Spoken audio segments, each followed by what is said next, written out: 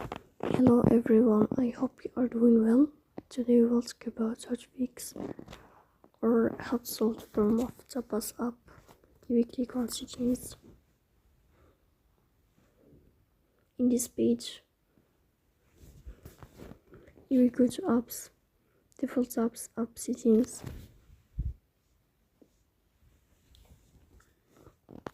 Here you will search about the application of Tapas and you will enter. In this page of app info, you will go to first stop and you will click OK. Here you will enter to the window of storage.